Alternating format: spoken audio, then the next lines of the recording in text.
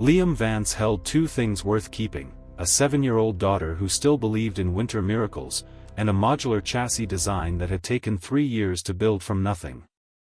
The apartment on the 3rd floor of an old brick building near Detroit was the kind of place that stayed cold 2 weeks longer than it should every spring.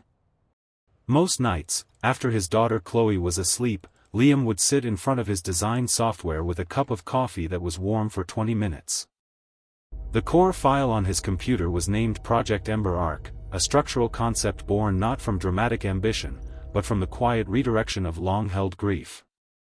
His wife had passed away in a traffic accident years ago, a detail Liam never repeated out loud, but one that lived silently behind every calculation he made. He had left his corporate position to become an independent consultant, ensuring he could pick Chloe up from school at exactly 3:15 every single afternoon without exception. The central breakthrough of Ember Arc was a tiered, modular architecture that solved catastrophic battery degradation, a commercial flaw currently bleeding heavy premium electric vehicle manufacturers dry. Every iteration, revision, and metadata change was meticulously recorded in a secure cloud-based archive that automatically applied cryptographic timestamps each time a file was saved. At midnight, Chloe padded into the workroom in her woolen socks, carrying her small gray stuffed rabbit, and quietly climbed onto her father's lap without asking. She looked at the glowing blue architectural wireframe on the monitor, asking if it was the most beautiful car in the world, unaware of the storm approaching. An unexpected phone call from an old industry colleague broke the midnight silence, offering Liam an unverified entry into Manhattan's most exclusive automotive inner circle. The connection led directly to the 38th floor of the Sterling Tower on Park Avenue, a structure designed specifically to make ordinary men feel mathematically insignificant. Julianne Sterling sat at the apex of a conference table long enough to land a small aircraft, her tailored cream suit radiating absolute corporate authority. Her striking blonde hair caught the sharp halogen downlights, her intense blue eyes scanning the room with the precise assessment of a seasoned apex predator. Before any schematic was revealed, a 2-page non-disclosure agreement was slid across the polished mahogany surface, structured entirely to protect the corporate entity. Liam, lacking personal legal counsel and driven by pressing domestic bills, put his signature on the document without negotiating reciprocal safety clauses. For 45 minutes, Liam delivered the technical architecture of the Ember Arc, omitting grand promotional buzzwords in favor of pure, indisputable structural data. Julianne leaned forward slightly, resting her chin on her manicured hand, a microscopic movement that did not escape the attention of her silent lead lawyer. At the conclusion, she requested the complete development file set for what she termed a standard, internal technical evaluation by her departmental engineers. Liam handed over the flash drive, completely unaware that the archive folder contained the entire time-stamped metadata sequence of his 3 years of isolated labor. The silence from Park Avenue lasted exactly 90 days, a freezing interval where Liam's routine follow-up communications vanished into an unyielding corporate void. It was a bitter Monday morning in January when the electronic broadcast of the North American International Auto Show initiated its live network transmission. Across the wide digital projection, the ultra-luxury flagship prototype, christened the Sterling Phantom, emerged beneath a cascade of calculated theatrical lighting. Julianne Sterling stepped onto the center platform, her blonde hair catching the lens flares as she accepted the rhythmic applause of an assembly of thousands. She spoke into the microphone with an unshakable poise, detailing what she termed 5 years of intensive, internal corporate laboratory research. Liam sat motionless at his small kitchen table in Detroit, staring at the screen as Julianne articulated his proprietary engineering phrasing verbatim. The technical descriptions of the modular chassis architecture and the specific component tier cost metrics were drawn directly from his confidential midnight documentation. On the television, corporate banners shifted as media photographers raised their equipment in unison to immortalize a design built entirely on stolen labor. Across the table, young Chloe continued her breakfast, completely unaware that the glowing digital image signified the absolute erasure of her father's heritage. Liam slowly closed his laptop screen, stood up from the wooden chair, and walked into the absolute isolation of the dark corridor. The afternoon brought no relief, compelling Liam to draft a calculated, non-aggressive intellectual property discrepancy notice directed to the legal department of Sterling Automotive. The formal response materialized within 24 hours, delivered by an elite outside white shoe law firm retained specifically for corporate asset containment. The document spanned 7 paragraphs of clinical jargon, flatly denying any unauthorized asset appropriation while subtly introducing clauses of devastating professional litigation. Liam read the legal text beneath the failing light of his kitchen window, his hand holding the heavy bond paper completely motionless against his wooden table. Within 48 hours, an anonymous but highly structured narrative emerged on prominent automotive forums, targeting an unnamed independent contractor for alleged industrial coercion. The digital text was written with careful insider specificity, ensuring the professional community in the Detroit metro area could easily identify Liam without mentioning his legal name. Following the coordinated public relations maneuver, 3 secondary industry publications reproduced the forum claims, repackaging the allegations under the pre-approved phrase of unverified civil disputes. Liam observed the spreading digital containment campaign on his desktop monitor, the cool white glow highlighting the increasing lines of exhaustion across his Caucasian features. By Friday afternoon, a brief electronic communication arrived from his primary remaining client, terminating his active freelance design retainer without specifying operational cause. The financial space beneath the small family began its rapid, unannounced contraction, leaving Liam alone with a ledger that indicated exactly 60 days of domestic security. The systematic professional containment forced Liam to seek unconventional channels, leading him to a quiet consultation with an investigative journalist named Giselle Ward. They met inside a dimly lit coffee shop on the eastern edge of Greektown, a neutral space where corporate influence held no structural weight. Giselle sat across the worn wooden booth, her focused gaze assessing Liam's detailed Caucasian features with the sharp efficiency of a veteran news analyst. For 20 minutes, Liam presented the complete structural sequence, from the initial Park Avenue presentation to the unannounced appearance of the Sterling Phantom. Giselle listened without a single verbal interruption, her dark coat keeping out the cold wind that occasionally rattled the storefront glass. When the verbal sequence concluded, she did not offer immediate validation, demanding instead explicit documentary evidence that could withstand intense legal scrutiny. Liam carefully opened a heavy manila folder, sliding a printed 12-page cloud archive log across the small table partition. The rows of data contained unalterable cryptographic signatures, confirming the technical concept existed 3 years prior to the corporate pitch meeting. Giselle scanned the initial lines of data, her expression remaining entirely neutral while her fingers calculated the narrative implications of the record. She closed the document package, looked up to inform Liam that a sequence of timestamps proved order, but structural retaliation required an asset from inside the corporate tower. In the quiet of his Detroit apartment, Liam Vance continued the evening routines of fatherhood, slicing vegetables for his daughter beneath a single flickering bulb. 7-year-old Chloe sat nearby on the worn carpet, whispering secrets to her gray tattered rabbit, entirely insulated from the cold ledger waiting on her father's desk. 200 miles away, inside the clinical warmth of the Sterling Tower, senior design engineer Isaac Palmer sat before his workstation. Isaac, a 12-year veteran of the company's engineering division, stared at the newly released Phantom chassis schematics with growing professional unease. The structural blueprint had appeared in the database overnight, complete and Unite-rated, bypassing the standard evolutionary stages of internal product development. His silent questions were answered the following morning when a corporate vice president presented Isaac with a departmental restructuring termination notice. He was handed a standard severance package tied to a strict, non-negotiable confidentiality agreement, demanding his immediate, quiet departure. Isaac sat in his vehicle in his suburban driveway for 22 minutes, the weight of the corporate compromise settling heavily in his chest.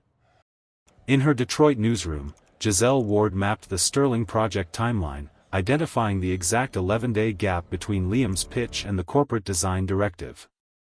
Spotting Isaac Palmer's sudden removal from the corporate payroll registry, Giselle picked up her phone, locating the critical internal link she required. The encrypted telecommunication between Giselle Ward and the displaced chief engineer occurred during the deepest hours of the freezing winter night. Isaac Palmer sat inside his dimly lit suburban study, his fingers hovering above a mechanical keyboard as he finalized a private data transmission connection. What he provided was not a loose verbal accusation, but a direct sequence of internal corporate electronic mail archives originating from the executive level. Among the records was a directive issued by Julianne Sterling herself on a Thursday morning, precisely 11 days following Liam Harlow's initial presentation. The digital document bore the explicit subject line, "Direction from external concept, adapt and internalize for immediate corporate integration." Attached to the directive were verbatim screenshots of the Ember Arc architecture, including the proprietary modular chassis metrics and component tier structures. The text commanded the engineering leadership to develop forward from the documentation as though it were internally generated, erasing any outside authorship. Giselle Ward brought in a licensed digital forensics consultant to independently validate the absolute cryptographic integrity of the internal server metadata. The official forensic report materialized within 48 hours, confirming the files were completely authentic, unaltered, and tied to the Park Avenue network. Giselle summoned Liam to a secondary discrete meeting, sliding the newly acquired internal evidence folder across the small, scratched table. Liam stared at the printed documentation, reading his own architectural metrics categorized under an internal asset identification code. The revelation did not ignite explosive anger, instead, it untethered a profound, suffocating exhaustion within him after years of silent defense. Across the table, Giselle closed her leather notebook, maintaining a professional distance as she structured the final publishing framework. The investigative feature was scheduled for release at precisely 6 in the morning on a Monday, synchronized for maximum market visibility. The digital article spanned over 4,000 words, systematically dismantling the authorized corporate history of the Sterling Phantom development timeline. It included a direct visual comparison between Liam's original timestamp structural blueprints and the finalized corporate manufacturing schematics. Isaac Palmer's identity was fully disclosed within the text, an intentional decision that sacrificed his industry anonymity for absolute journalistic credibility. The internal directive quote, "Adapt and internalize," became the defining subheader anchoring the widespread structural exposure. Inside the Sterling Tower, emergency automated alerts began triggering across executive communication channels long before dawn. Julianne Sterling stood entirely still within her darkened penthouse, watching the city lights as her phone screen vibrated continuously with crisis management protocols.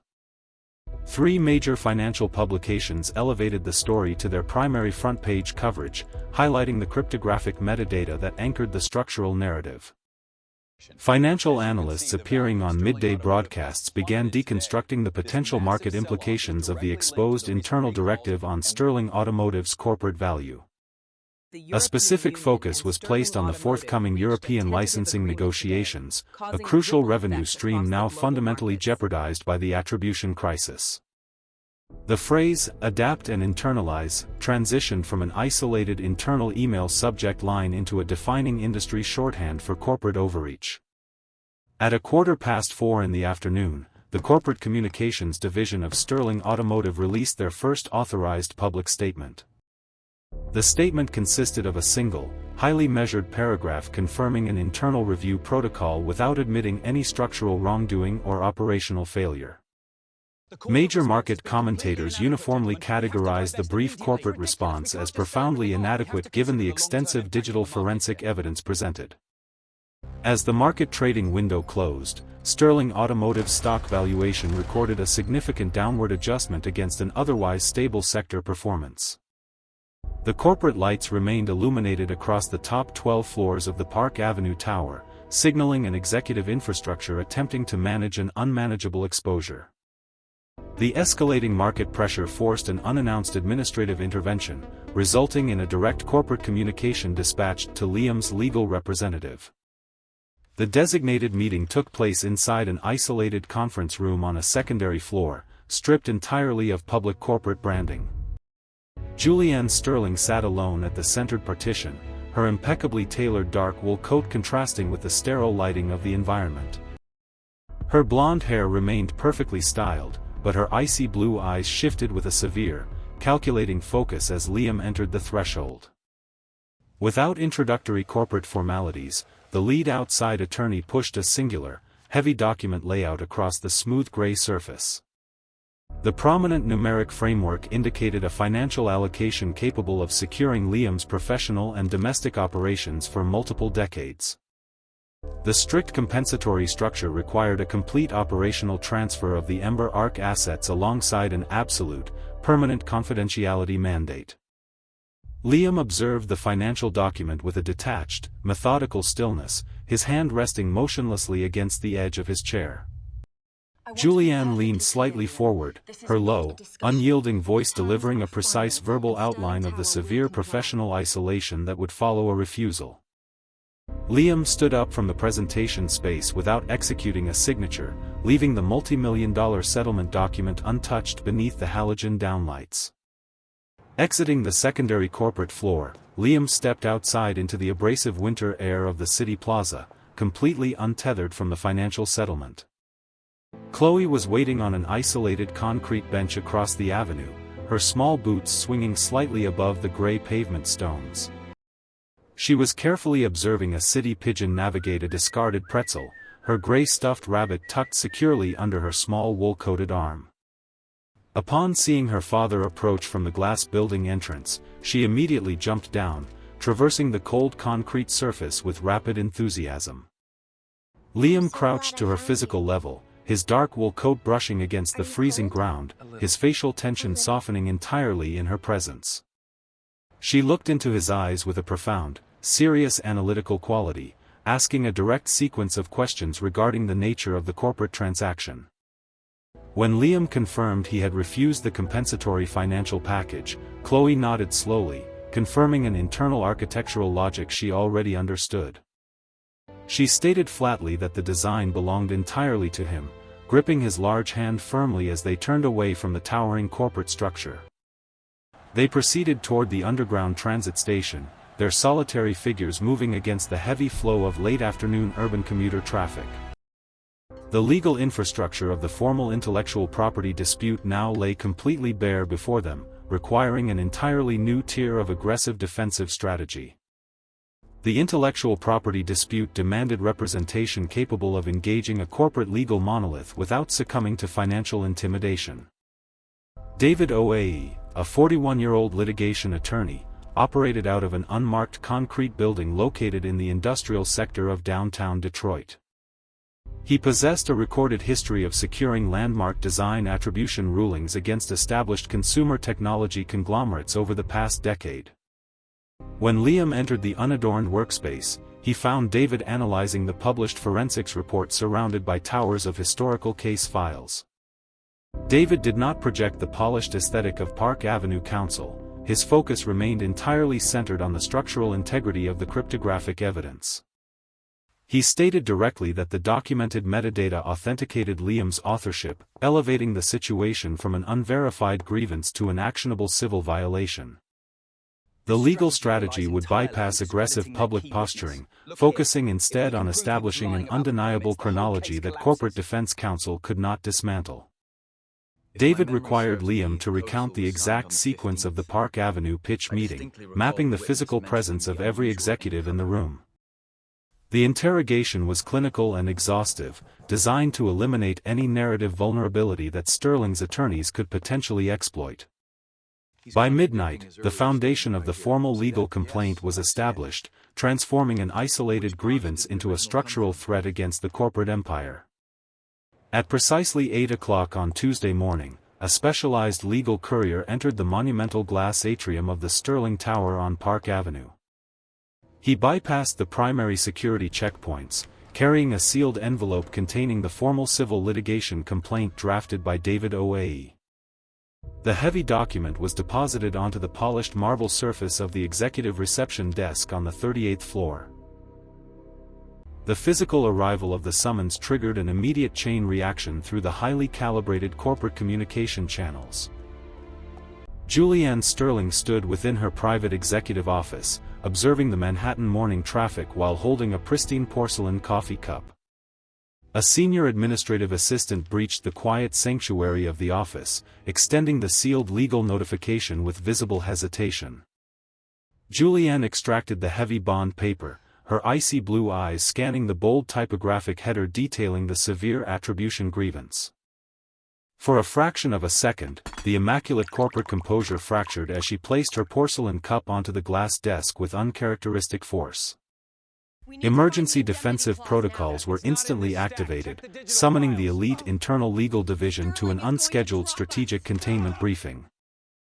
Hundreds of miles away in Detroit, Liam stood by his kitchen window, observing the gray morning sky, fully aware that the structural strike had landed. The pre-trial discovery phase initiated a grueling legal war of attrition, characterized by relentless corporate document requests. Sterling's legal division deployed a highly aggressive procedural strategy, attempting to overwhelm David Oae's singular industrial office with massive data volumes. Hundreds of thousands of irrelevant corporate files were transmitted to Detroit, intended to bury the specific cryptographic evidence beneath an avalanche of noise. David Oae, unbothered by the sheer physical mass of the corporate obstruction, systematically engineered an automated forensic filtration algorithm. Operating late into the night, the algorithm isolated distinct digital footprints associated exclusively with the Ember Arc nomenclature. Liam sat beside him in the darkened workspace, visually scanning the extracted communications detailing the internal panic among Sterling engineers. The filtered emails revealed a profound architectural crisis. Sterling's technical division lacked the fundamental understanding required to modify the stolen modular chassis.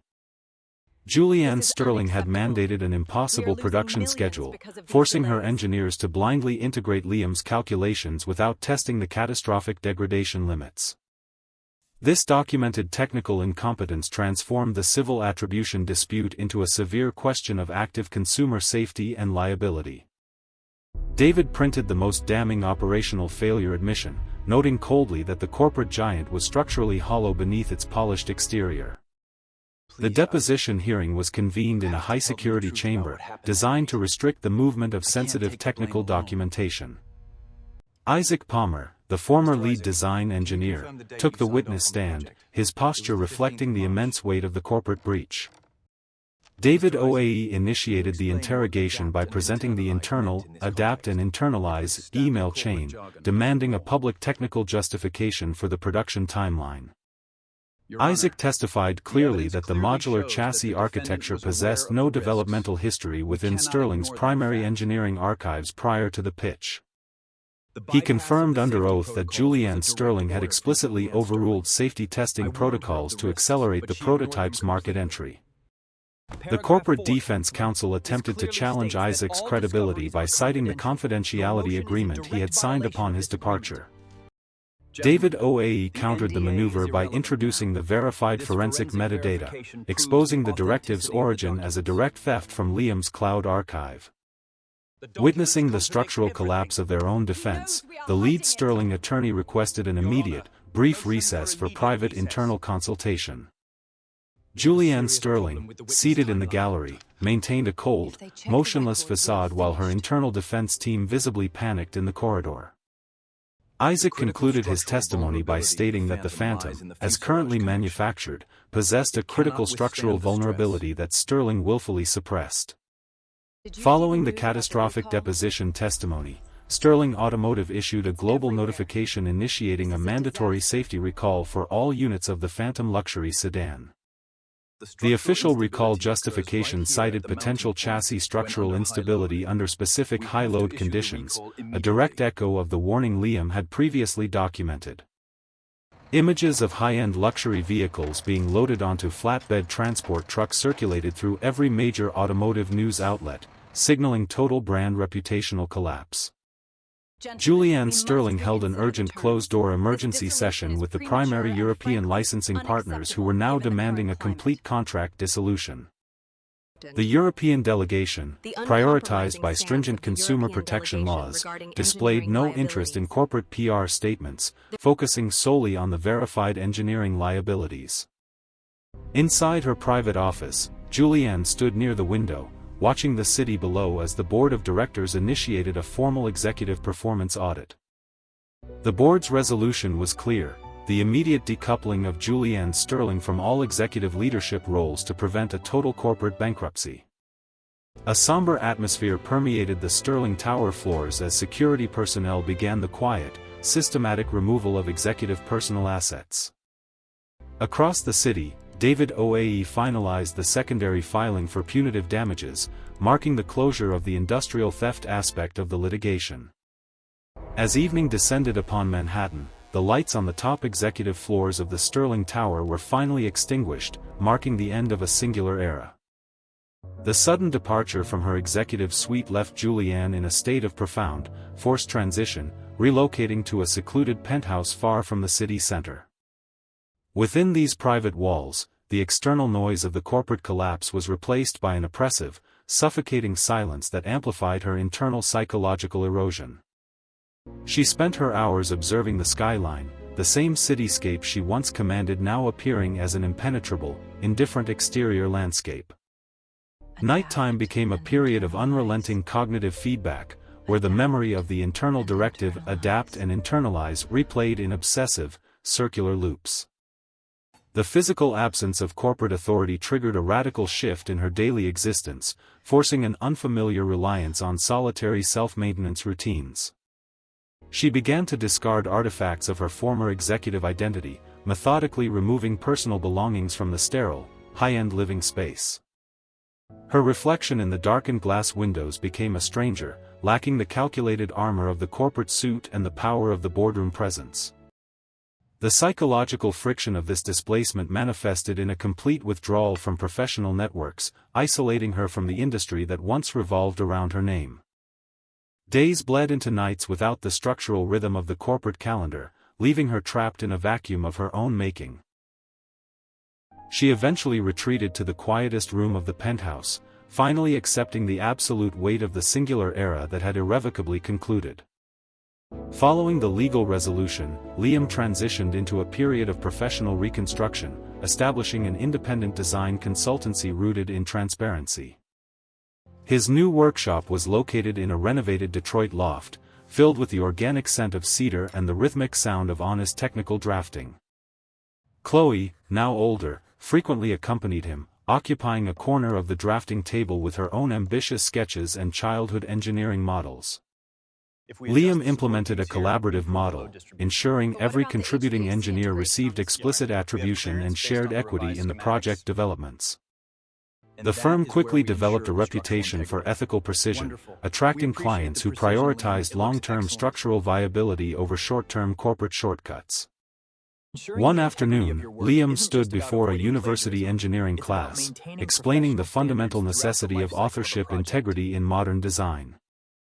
He spoke of his past experiences not with bitterness, but as a critical technical lesson on the hazards of compromised corporate architecture. Chloe watched from the back of the lecture hall, her pride visible in the way she mimicked his serious, analytical demeanor during the presentation. The success of his recent electric chassis prototype proved that a design could be both revolutionary and built upon a foundation of absolute truth. As the sun set over the Detroit skyline, Liam looked toward the future, finally constructing a life where his name and his work were inextricably and honorably linked. The quietude of the Detroit loft offered Liam a rare opportunity for introspection, a luxury long denied during the years of high-stakes litigation. He found himself drawn to the rhythmic simplicity of manual tasks, restoring antique hand tools that required patience rather than rapid digital iteration. The process was meditative, stripping away the complex digital pressures of his previous corporate engagements until only the essential remained. Chloe often sat nearby, sketching intricate patterns of the city's architecture, her childhood wonder now tempered by a developing structural eye. Their shared hours in the workshop were marked by a lack of performance. There was no audience to impress, only the quiet satisfaction of incremental progress. Liam occasionally revisited the cloud archives, not to dwell on the past, but to recognize the exact moment his perspective shifted toward absolute integrity. He realized that the trauma of the theft had been the catalyst for his professional evolution, forcing him to define what he truly valued as an engineer. The city of Detroit, with its own history of cycles and reinvention, provided a fitting landscape for his own deliberate, measured transformation. He understood now that permanence in his field was not found in patents or capital, but in the enduring quality of honest technical contributions. As the season shifted to spring, Liam stepped onto the balcony, listening to the city waking up, fully reconciled with the man he had fought to become. A formal invitation arrived at the Detroit loft, bearing the official seal of the municipal office, proposing a meeting with the city's infrastructure planning committee. Liam examined the document, which outlined a comprehensive framework for an urban green transit initiative that mirrored his previous modular design concepts. David Oae arrived shortly after, reviewing the legal implications of a municipal appointment for a designer previously involved in high-stakes corporate litigation. They determined that a city contract provided a level of protection that corporate interests would find difficult to contest under standard civil litigation protocols. Chloe expressed immediate enthusiasm for the urban project, sketching miniature bridge models on the floor while her father discussed project feasibility. Liam visited the Municipal Planning Bureau, meeting the city council representative who had specifically requested his unique expertise for the sustainable transit overhaul. Walking through the bureau's drafting rooms, Liam noted the stark difference between this collaborative public service environment and the sterilized, oppressive Sterling boardroom. The city council offered Liam the lead architectural role, providing him with complete autonomy over the modular framework implementation. Returning to the loft, Liam looked at the draft blueprints for the new transit system, his hands moving with renewed professional vigor. As the sun set over the Detroit skyline, Liam looked toward the future, finally constructing a life where his name and his work were inextricably and honorably linked. The launch of the Detroit Transit Overhaul project began with a series of high-level collaborative briefings held at the city's central engineering hub. Liam coordinated a diverse team of structural specialists, utilizing his modular framework to address the city's aged, high-traffic arterial routes.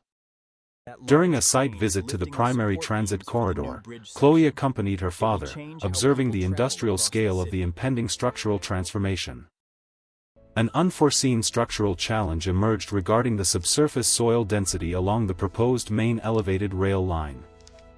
Liam and his engineering team utilized advanced geotechnical modeling to iterate a reinforced foundation solution within a 48-hour deadline. The successful resolution of the soil density issue demonstrated the inherent flexibility of the modular architecture Liam had championed. Local media outlets reported on the project's progress, focusing on the engineering precision and the collaborative transparency of the new transit model. Liam spent late evenings verifying the project's long-term durability metrics, ensuring every component exceeded standard municipal safety requirements. Planning for the secondary phase of the transit network began, extending the scope of modular integration to outlying suburban sectors. As the foundation work commenced, Liam stood at the edge of the construction site, watching the first physical manifestations of his honest work come to life. The inaugural pilot track reached completion, a gleaming steel and glass transit line cutting through the heart of the revitalized industrial district. City officials and local engineering students gathered for the official demonstration, eager to witness the performance of Liam's modular architecture under real-world stress. As the electric shuttle glided smoothly along the elevated rails, the vibration sensors recorded data levels far beneath the maximum safety tolerance thresholds. Liam stood at the command terminal, watching the real-time performance telemetry display with a calm, professional satisfaction. Chloe watched from the sidelines, wearing a miniature high-visibility vest, her eyes tracking the precise movement of the transit vehicle across the district. The successful demonstration served as a definitive vindication, proving that the structural integrity of the project was impervious to corporate shortcuts. Public opinion, previously skeptical of large-scale infrastructure projects, shifted toward enthusiastic support as the efficiency of the new model became evident. David Oae observed the event from a distance, acknowledging the quiet success of the engineering ethics advocacy he had fought to protect legally. The success of the pilot track triggered an immediate expansion request from the municipal mayor, officially scaling the project to the city's perimeter. Liam turned from the terminal, sharing a quiet, meaningful glance with his daughter, recognizing that the foundation of their future was finally, truly secure. The city organized a formal recognition ceremony at the Grand Municipal Plaza to honor the architectural contributors behind the transit overhaul. Liam arrived with Chloe, both dressed in understated formal attire, moving through a crowd that now recognized his leadership in urban safety. The mayor approached the podium, delivering a keynote address that highlighted the structural resilience and ethical transparency brought by the new modular framework. As Liam was invited to the stage, the applause from the local engineering community resonated with a sincerity that felt entirely distinct from corporate accolades. In his brief acceptance speech, Liam deferred the recognition to his collaborative team, emphasizing that architectural integrity is a collective civic responsibility. Chloe watched from the front row, observing the transformation of her father from a targeted freelancer into a celebrated public figure. A commemorative plaque was unveiled in the plaza, detailing the engineering specifications of the project as a permanent record of the city's modernization. Following the ceremony, various municipal departments approached Liam with informal inquiries regarding future sustainable development initiatives. The formal recognition served as an undeniable public validation, effectively sealing Liam's professional status against any remaining corporate threats. Standing amidst the bustling plaza, Liam recognized that his journey had come full circle, moving from a victim of exploitation to a guardian of public infrastructure. Following the plaza ceremony, the scope of Liam's urban transit vision expanded to include the integration of high-efficiency energy harvesting road surfaces. He presented the secondary phase specifications to the City Council, detailing how kinetic energy from traffic could supplement the grid's peak load. The committee members, now deeply familiar with Liam's modular methodology, approved the pilot testing for the suburban highway expansion within minutes. Liam traveled to the outlying suburban districts to oversee the site selection, assessing the topography for the new, sustainable infrastructure hubs. The demographic reach of the transit project began to bridge the socio-economic divide between the industrial center and the residential periphery. Liam mentored a new group of university engineering interns, emphasizing the importance of ethical oversight in public sector project management. Chloe frequently assisted in the office, maintaining a meticulous digital archive of the project's evolving specifications and municipal compliance records. David OAE facilitated the final contract negotiations, ensuring the city's investment protections remained ironclad against potential private sector interference. The project gained national attention, with urban planners from other major cities visiting Detroit to study Liam's modular implementation model. As the expansion broke ground, Liam stood at the threshold of a new paradigm where public trust and architectural excellence were no longer mutually exclusive. The integration of kinetic energy harvesting panels across the primary suburban arteries reached operational status, providing localized power to the grid. Engineers monitored the real-time energy output, noting that traffic density directly correlated with power generation efficiency during peak commute hours. Liam reviewed the data, his modular design proving that urban infrastructure could function as a decentralized power utility rather than a static burden. City leaders organized a ceremonial flipping of the power switch, marking the conversion of the city's transit network into a carbon-neutral engine. David OAE finalized the regulatory frameworks required to manage the surplus power generated by the transit line, ensuring the revenue supported public maintenance. Chloe, now transitioning into her teenage years, began assisting in the technical documentation of the energy harvesting interface, displaying a deep structural aptitude. International interest peaked, as delegations from major global cities arrived in Detroit to observe the successful integration of sustainable modular transit. Liam conducted a series of high-level technical symposiums, disseminating the modular methodology as an open-source framework for global urban infrastructure improvement. The paradigm shift was profound. Cities across the globe began adopting Liam's model to resolve their own aging transport and energy crisis. As the sun shone brightly on the newly completed Central Transit Hub, Liam realized his vision had moved beyond Detroit, becoming a blueprint for global urban resilience. News of the global transit success reached the isolated penthouse where Julianne Sterling remained in self-imposed exile. Seeing Liam's triumph broadcast on every major network forced Julianne to confront the finality of her own strategic failure. A surprise courier delivery arrived at her door, a copy of the open-source transit methodology Liam had published for global city planners. Julianne read through the technical documentation, recognizing the sheer elegance and safety of the architecture she had once tried to manipulate. She reached out to her former internal legal counsel, requesting a final, private briefing on the current status of the civil litigation. The lawyer confirmed that the punitive damage claims were escalating, and that her personal culpability was now legally inescapable. Faced with the total erosion of her previous identity, Julianne requested a singular, unrecorded meeting with Liam at a neutral public venue. Liam accepted, choosing a simple park bench overlooking the completed transit hub he had built from the ashes of his career.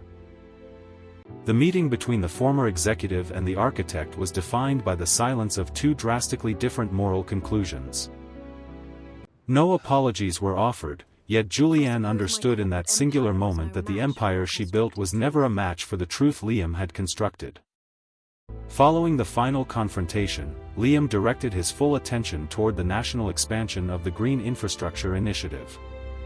New contracts were signed with multiple states, formalizing the adoption of his modular transit framework as the standard for sustainable public works. The federal government commissioned a specialized task force to oversee the standardization of kinetic energy harvesting technology across the interstate highway system. Liam was appointed as the principal consultant for this federal initiative, tasked with ensuring the modular architecture remained open and accessible. A high-level summit in Washington, D.C. served as the official platform for announcing the national shift toward integrated energy transit design. David Oae transitioned into the role of chief counsel for the new Infrastructure Commission, protecting the project's integrity from emerging predatory lobbying interests. Chloe, now fully integrated into the project's technical operations, managed the digital twin modeling of the national grid expansion from their Detroit headquarters. The scale of the national operation required the establishment of regional engineering hubs, mirroring Liam's original decentralized design philosophy. Liam spent his time traveling between these emerging hubs, personally validating that the fundamental safety protocols remained uncompromised during the rapid scaling phase. The National Infrastructure Initiative signaled a definitive victory, demonstrating that large-scale success could be built solely upon a foundation of engineering excellence and public accountability.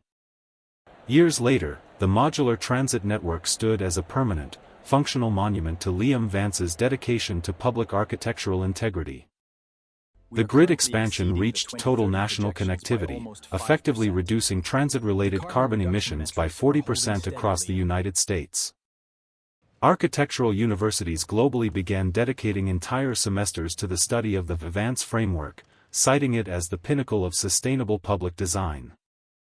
Liam, now a senior emeritus consultant, visited the inaugural Detroit hub, observing the smooth, silent movement of commuters through the glass concourses.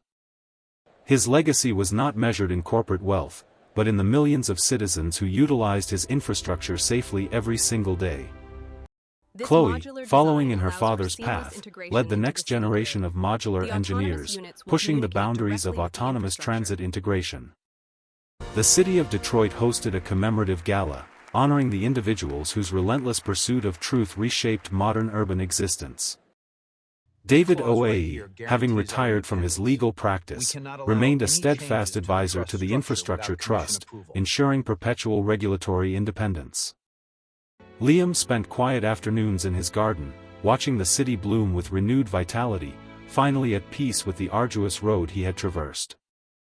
His name remained etched in the annals of modern engineering, a permanent testament to the belief that truth, once constructed, cannot be easily dismantled. Liam revisited the original Detroit apartment, a space now silent, where the blueprints of his hardest years were once painstakingly drafted. He unearthed an unfinished sketch of the early Ember Arc chassis, its graphite lines still sharp despite the accumulation of dust. The contrast between the cold, frantic nights spent in this room and the stable, vibrant city outside was a testament to the endurance of his resolve. Chloe followed him through the quiet corridor, observing the artifacts of their shared past with a maturity that surprised her father. He spoke to her about the heavy foundations of truth, explaining that the most resilient architectures are always forged in the heat of adversity. Together, they stood by the old window, watching the city below navigate the transit system that had emerged from those early, desperate concepts. Liam recalled the quiet courage of Isaac Palmer and the relentless precision of Giselle Ward, the unsung anchors of his restoration. He recognized that the struggle for attribution was not just about design, but about asserting the fundamental reality of his own lived contribution. As the apartment prepared for a new purpose as a non-profit engineering incubator, they walked toward the exit one final time.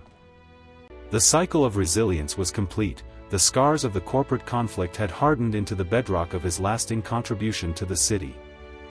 The city of Detroit, once fractured by the weight of corporate exploitation, now moved with a unified, sustainable pulse. Liam watched from a distance as the autonomous transit system navigated the suburban streets with silent, clockwork precision. In the modern engineering incubator, Chloe led a project focused on universal accessibility for public transit users across all demographic sectors. The structural integrity of their work was no longer subject to the arbitrary pressures of boardroom power or capital intimidation. Liam stood on the rooftop garden, the city lights below mirroring the constellation of opportunities he had fought to preserve. He recognized that the hardest paths, when navigated with unwavering honesty, eventually led to the most enduring destinations. The Transit Hub Memorial remained a quiet, steady landmark, reminding every passerby that architectural excellence is rooted in accountability. As the stars appeared over the Michigan horizon, the narrative of his life felt complete, a cycle of struggle, restoration, and ultimate legacy. Detroit stood as a beacon of urban resilience, a testament to what is possible when design is subservient to truth rather than profit. The lights of the city shimmered in the deep, quiet night, a silent witness to the architectural truth that Liam Vance had built to last forever.